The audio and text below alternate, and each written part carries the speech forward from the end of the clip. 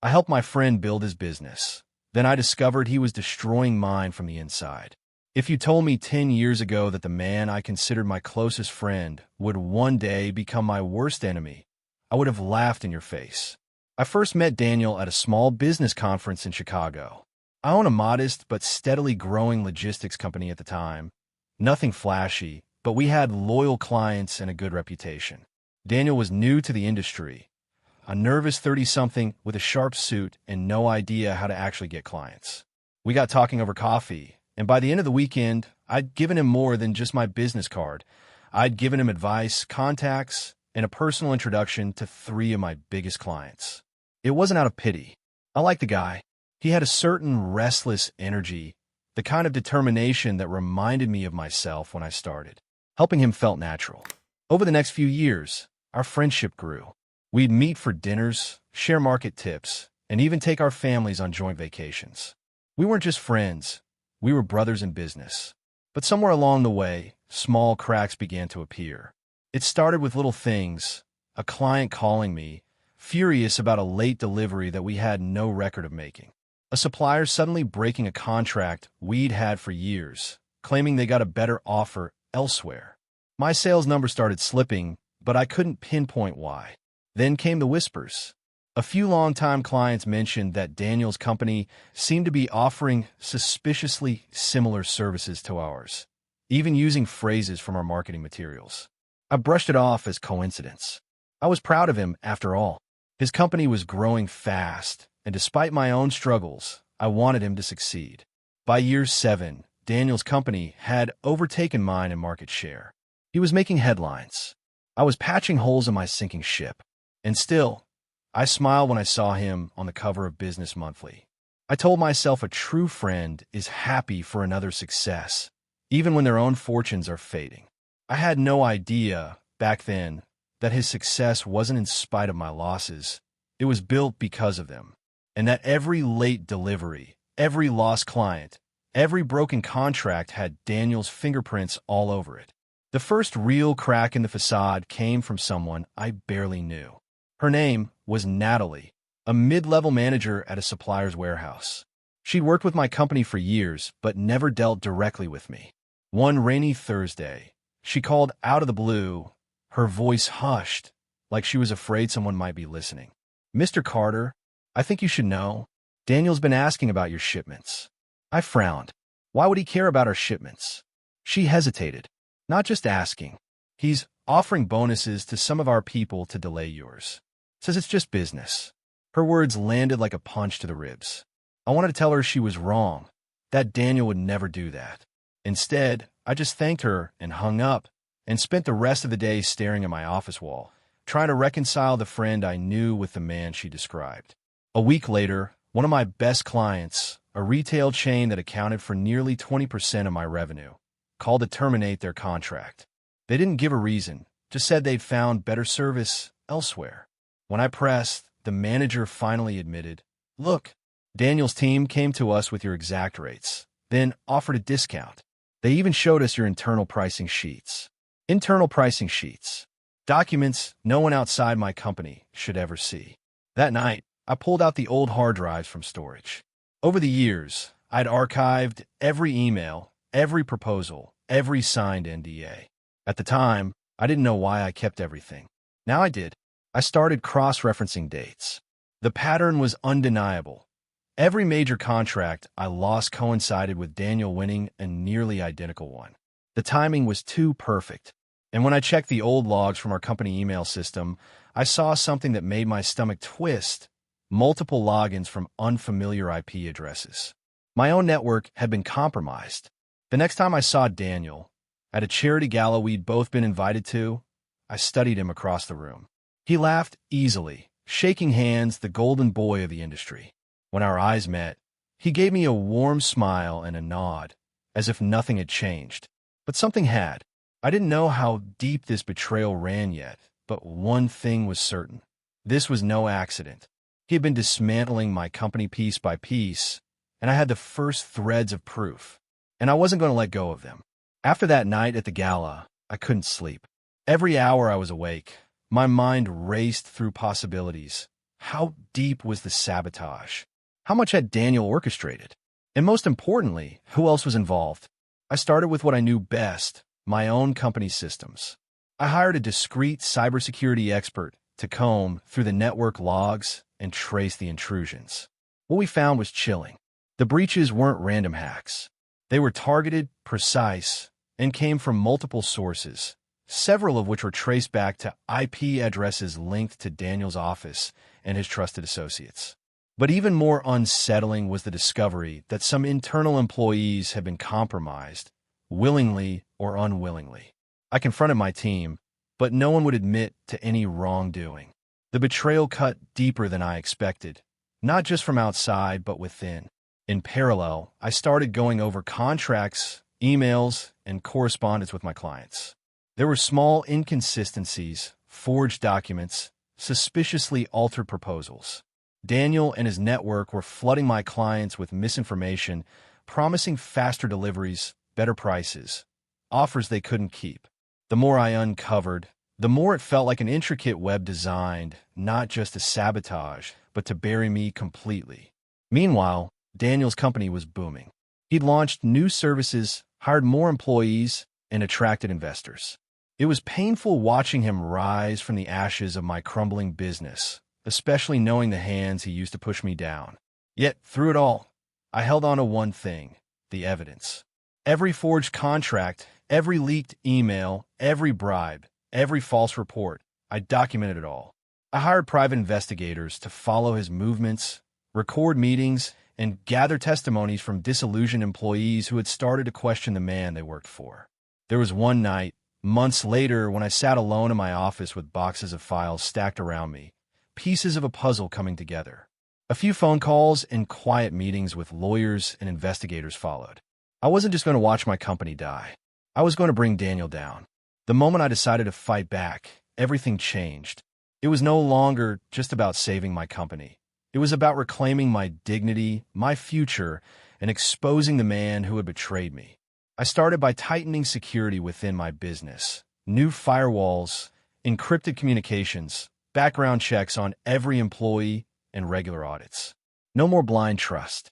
I hired a new team of IT professionals who worked around the clock, monitoring any suspicious activity. At the same time, I worked closely with my legal team to prepare for the inevitable battle. We began drafting lawsuits, not just for breach of contract and theft of intellectual property, but for corporate espionage, fraud, and conspiracy. The evidence I had was damning, but I needed witnesses, testimonies, and more. It was around this time I received a surprising call. One of Daniel's former confidants, a mid-level executive named Marcus, reached out to me in secret. He was nervous, scanning his surroundings, but offered information that would prove crucial. "Daniel's not working alone," Marcus whispered. "There are agents, corporate saboteurs, people hired to infiltrate competitors and destabilize them. They've been embedded in your company for years. I have records, emails, even names."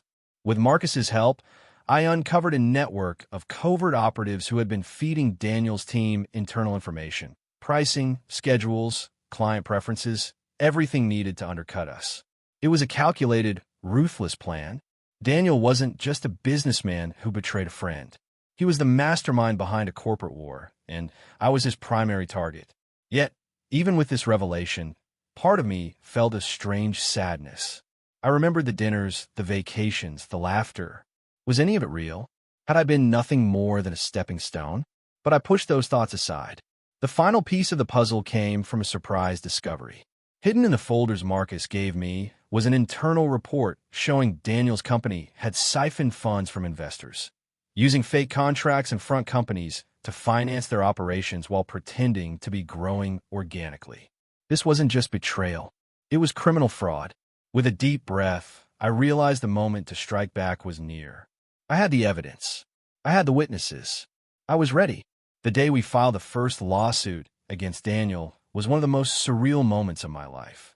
I sat in the sterile conference room of the courthouse, my lawyer's voice steady as she laid out the accusations: corporate espionage, fraud, conspiracy to commit theft of trade secrets, and intentional sabotage.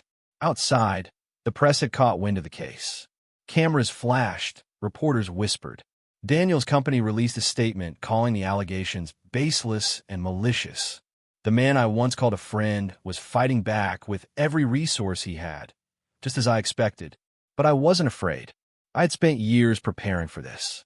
I had painstakingly documented every moment, collected every file, and secured the testimony of insiders willing to risk everything to tell the truth. In the weeks that followed, the media circus grew. Daniel's reputation, once golden, started to tarnish. Clients hesitated. Investors demanded answers. His carefully constructed empire began to show cracks. At the same time, my own company was rallying. Employees who had doubted the future before now stood firmly by my side. We worked harder than ever, streamlining operations, improving customer service, and rebuilding trust. The clients who had left returned, some hesitant, some with apologies.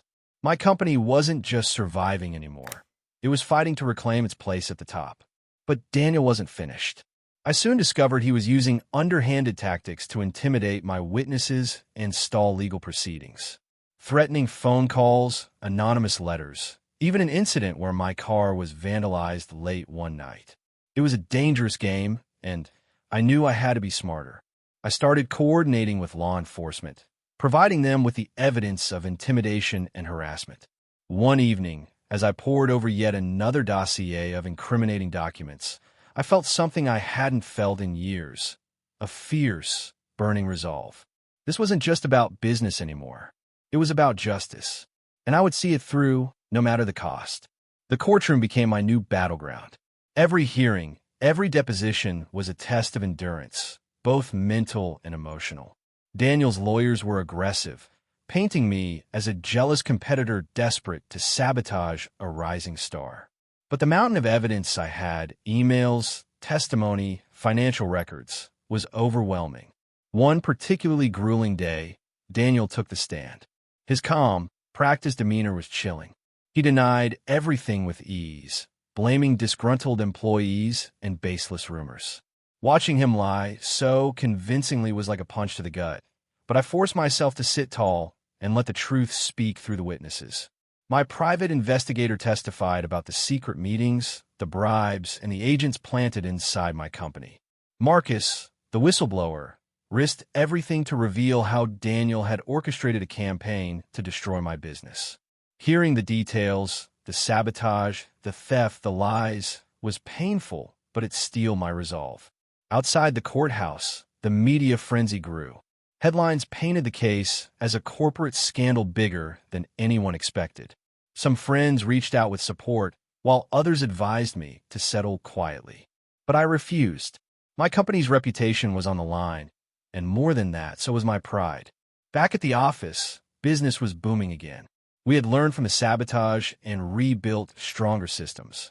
The clients came back, some even bringing new ones. The staff worked harder than ever, united by the struggle we had endured. But the fight took its toll. My family noticed the late nights, the constant stress, the quiet moments where I seemed lost in thought. I promised myself that once this was over, I'd find a way to make things right with them. One afternoon, a call from my lawyer changed everything. We've uncovered something else. Documents showing Daniel's company is on the brink of bankruptcy. Their investors are pulling out because of the fraud allegations. For a moment, I felt a strange mix of satisfaction and sorrow. This man had been my friend. He had betrayed me, and now he was falling. But the war wasn't over yet. The news of Daniel's company teetering on the edge of bankruptcy spread quickly. I followed every update with a mix of grim satisfaction and cautious hope. His empire, built on lies and sabotage, was finally crumbling. But I wasn't about to celebrate prematurely. People like Daniel don't fall quietly. I knew he'd try one last desperate move to save himself, to drag me down with him. And he did.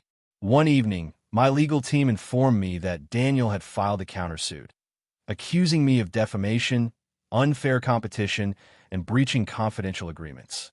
It was a blatant attempt to muddy the waters, delay the proceedings, and intimidate me. I felt a flash of anger. The man had destroyed my business, my reputation, and yet he was still trying to twist the truth to save himself. But I kept calm. We prepared our response meticulously, turning his accusations back on him with the evidence we'd gathered. Meanwhile, I heard rumors that Daniel was trying to sell off his assets secretly to avoid paying debts or settling claims. I worked with investigators to track these moves and managed to block several attempts. During this time, I also reached out to some of Daniel's former employees who were now willing to speak openly. Their stories were harrowing, tales of pressure, intimidation, and unethical orders. Each testimony added weight to the case and revealed a man who'd built his success on fear and deception. One night, as I sat alone in my office, I opened an envelope marked confidential. Inside was a handwritten letter from Daniel himself. "You think you've won, but this is far from over. Watch your back." It was a thinly veiled threat, but instead of fear, it ignited something fierce inside me. I was no longer the man who'd helped Daniel years ago. I was a man ready to finish what he had started, the destruction of a traitor and the rebirth of my legacy. The tension was electric as the final hearings approached. The courtroom was packed with journalists, investors, and industry leaders, all eager to witness the collapse of a once promising business titan. Daniel appeared thinner, his confident facade cracked beneath the weight of the mounting evidence.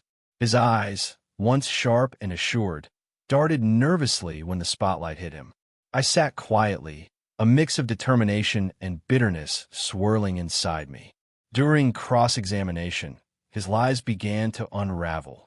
Under oath, witnesses confirmed the sabotage, the leaked documents, and the illegal tactics orchestrated by Daniel and his network.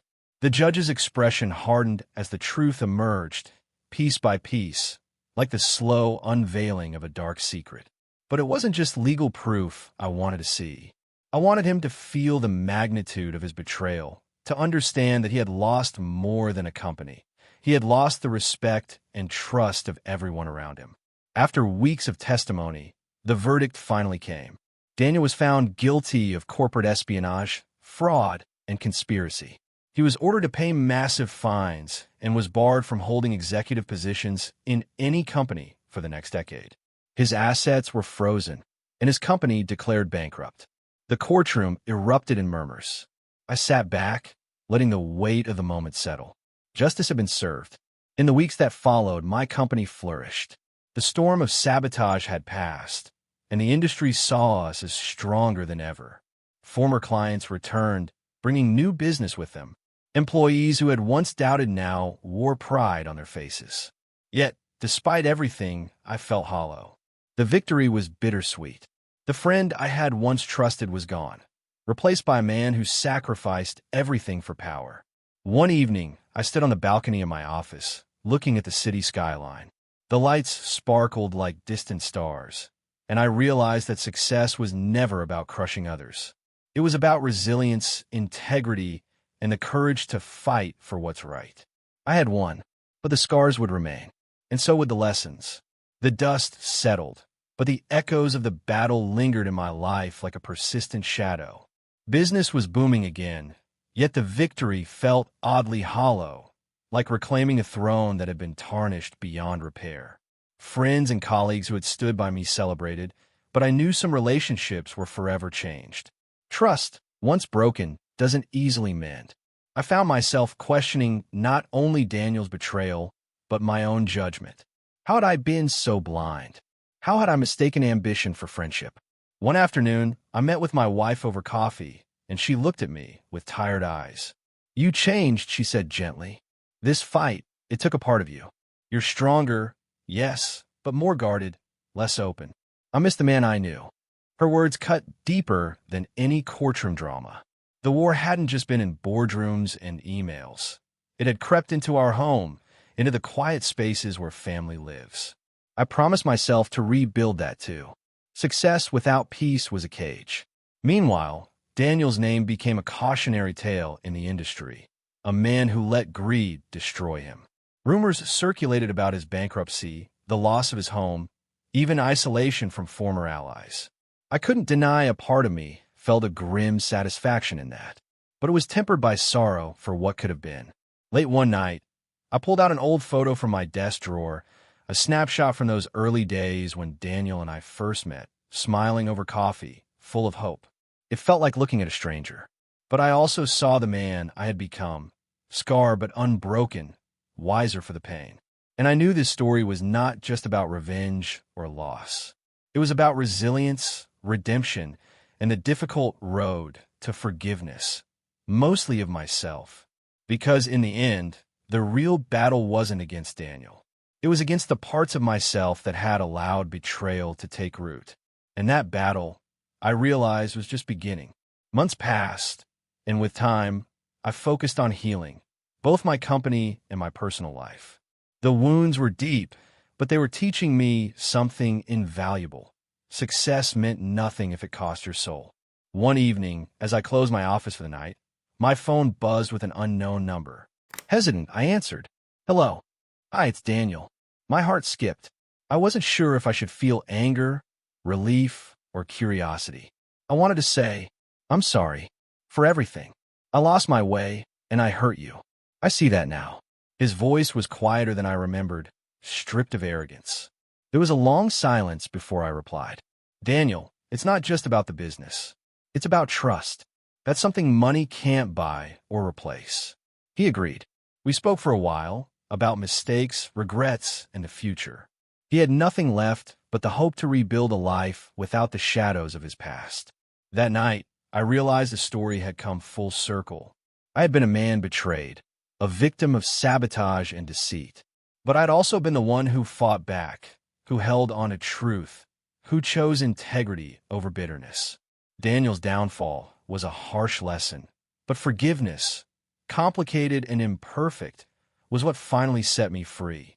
As I looked out at the city lights again, I felt a quiet peace. The battle was over, and a new chapter had begun.